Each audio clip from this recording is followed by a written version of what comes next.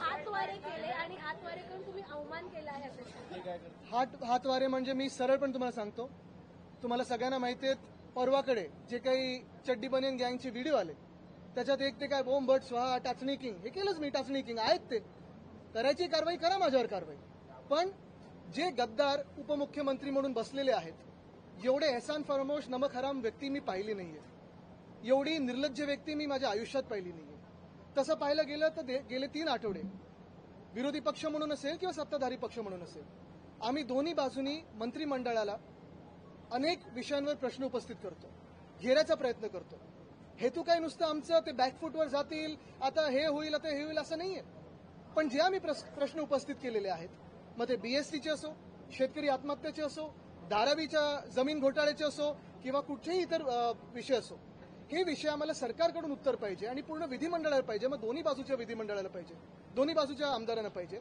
एवढ्यासाठीच, कारण आम्ही जनतेतून निवडून आलेले लोक आहोत आणि आम्हाला आमच्या मतदारसंघाला जनतेला उत्तर देणं भाग पडतं, गरजेचं आहे, ते आमचं कर्तव्य देखील आहे.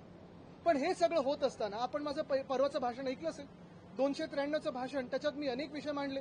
मग धारावीत होणारा जगातला सर्वात मोठा जमीन घोटाळा असेल, बीएसटी कशी हे संपत चाललेले आहेत, शिक्षण कसं ह्यांनी वाट लावून ठेवलेली आहे, आरोग्य खात्याचं कसं ह्यांनी वाटोळं करून ठेवलेलं आहे, अनेक विषय जे मी मांडले त्याच्यावर आज जे काही मी समोरून उत्तर ऐकत होतो, नगरविकास खातं ज्यांच्याकडे आहे, आणि म्हणून मी ऐकलंच नाही.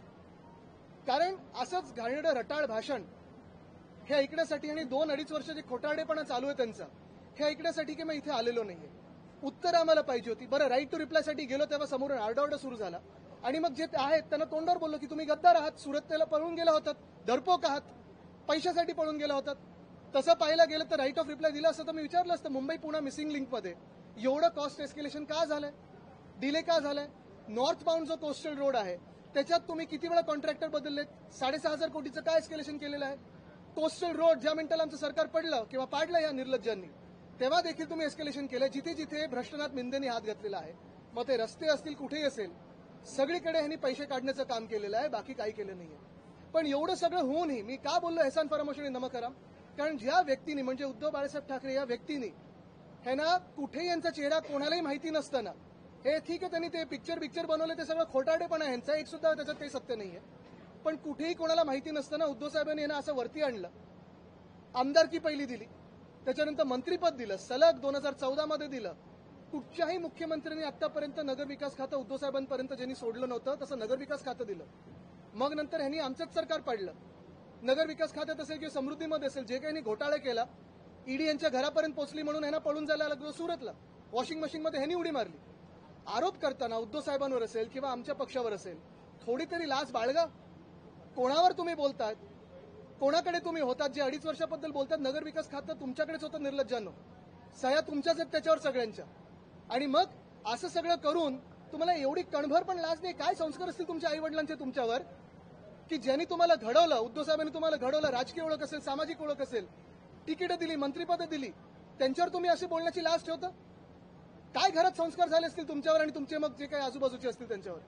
हे थोडं तरी भान ठेवून त्यांनी करावं. ठीक आहे, समोर आल्यानंतर असे झुकतात, ते डोळ्यात डोळे घालून बघू शकत नाही. आज पण मी विचारलं त्यांना, डोळ्यात डोळे घालून करा हे सगळे आरोप?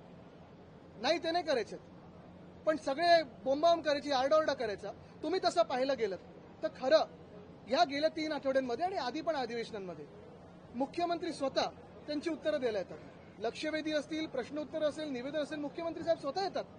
मग ह्यांना काय वाटतंय, का नाही आमदारांना उत्तर देऊ शकत त्यांच्या खात्यावर? आणि रिप्लाय जर द्यायचं असेल तर आम्ही विचारलेल्या प्रश्नांवर द्या, स्वतःचं रटाळ भाषण करू नका.